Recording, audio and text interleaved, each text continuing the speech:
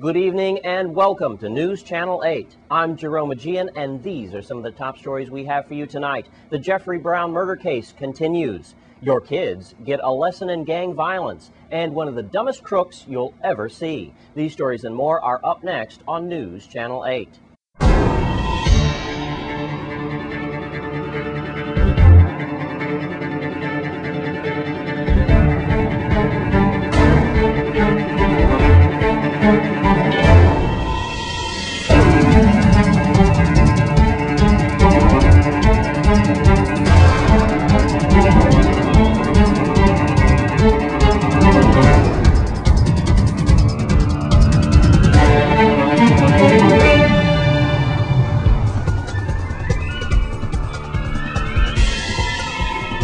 In our top story tonight, closing arguments should be right around the corner in the Jeffery Brown murder case. The defense are in the process of calling their final witnesses. News Channel 8's Wes Small has more on this high-profile case. Thanks a lot, Jerome. It is day 10 of the Jeffery Brown murder case here at Superior Court. Let's jump right to it. Now, the previous day, Superior Court Judge Donahue meets with both teams. Now, when I first sat down, it lasted for about 20 minutes, and then the next day about 40 minutes. Well, today, folks, we didn't get started until 12:45. 12:45, this reporter is dogged. I am tired. Remember, the benches inside these courtrooms are not conducive for relaxation. I guess they're supposed to keep you awake, but I started to snore a couple of times. Today, the witnesses and others basically focused again on direct from the defense. The defense now is just about wrapping up their case. As a matter of fact, they're down to about their last two witnesses or so. Today, their first witness was an eyeglass doctor. The eyeglass doctor came back again, and she was testifying that in 2005, Jeffery Brown took an eye exam. He purchased some glasses in 2006. And she remembers specifically, looking at her records, that he took an exam for contact lenses, and also he purchased contact lenses in December of 2007. Remember that the eyeglasses do play an important part in this case, because according to the jailhouse informant who was with Jeffery Brown discussing discovery, that one of the 12-gauge casings kicked from the shotgun broke Jeffery Brown's glasses. Now, the casino surveillance footage clearly shows from DV, as the DV surveillance manager did testify, that Jeffery Brown was not wearing eyeglasses when he was seen with Kali Kassan and also Louis Melendez just minutes before that fatal incident at JFK. After the doctor was dismissed, then we saw a familiar witness. That's right. Let's go back to the Calhoun raid from yesterday and Mr. Maurice Cooper, the firearms expert for the Virgin Islands. Now, it was interesting. The same weapons that were confiscated from Calhoun raid yesterday, could they be implicated in the Jeffery Brown Christmas Day murder? Well, I got to tell you that was questioned by Bruce Bennett.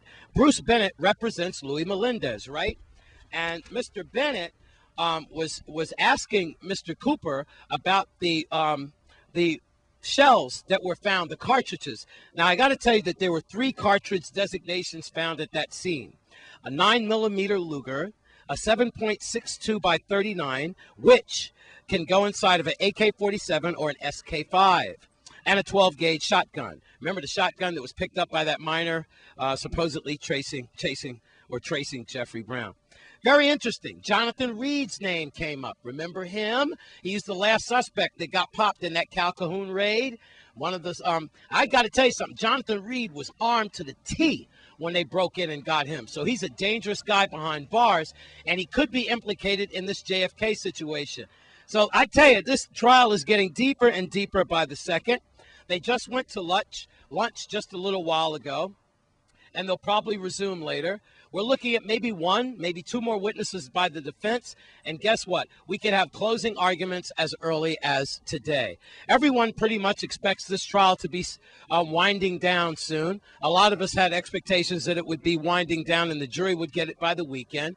But I suspect if they don't get it for tomorrow, remember they could have court on Saturday. That'll be left up to Judge Donahue. They probably will. Or we could see the jury get it. It's like Monday or Tuesday or so. So now you're pretty much caught up. I'm Wes Small. This is the trial, day 10 for Jeffery Brown murder case. Earlier today, Sergeant McFarland of the Anti-Gang Squad talked to students. Life ain't as bad as we think it is. And we need to realize that when we do the things we do, it got individuals out there that suffer because of some of the stuff that we do. That simply means if you do a crime or you cause somebody death, do you realize that the person that you injure, his parents suffer? Do you also realize that your parents suffer also? The person who perpetrated or did the crime, that individual, what happened to that individual? That individual is locked up, locked away for life.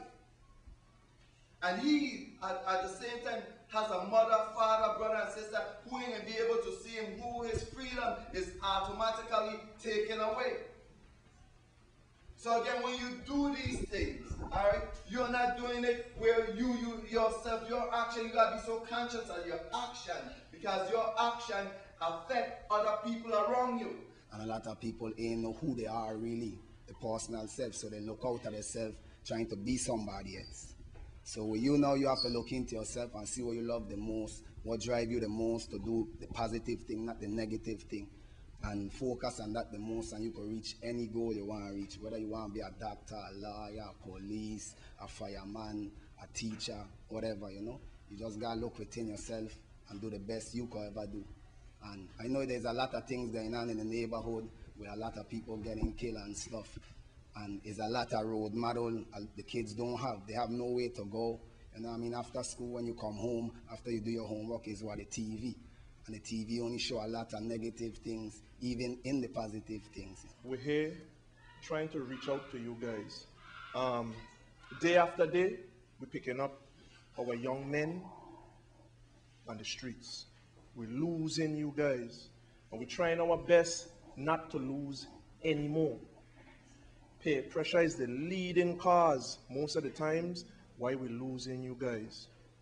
And we feel if we come and we talk to you guys from here now, and we get through to 2, 3 of you guys, it could help. And that's basically what we're trying to do. Before you see a guy like me have to come to your place, your residence. When you see me dressed like this, it's usually because we have paperwork to come and get you. You already done what you have done, and we have to take you in. And I don't want to come to you like this. I want to come to you, talk to you, get through to you, so we don't reach that stage. You guys understand where I'm coming from? Peer pressure could let you do things, ladies and gentlemen. You being as small as my commander said, you might come to the school, you just come. I might be there for 2, 3 years. I might be sitting down behind a you. And I might be telling you, hey, young man, see that girl right over there? Go and drive her slap. And because you're one, afraid of me, or you just want to be my friend, you will get up and just go and drive her slap. And when you drive her the slap, she can't do you nothing. Why? Because I have you as my body. That's wrong. And these are the kind of things we're trying to keep you away from. Don't let people booze you up to do things.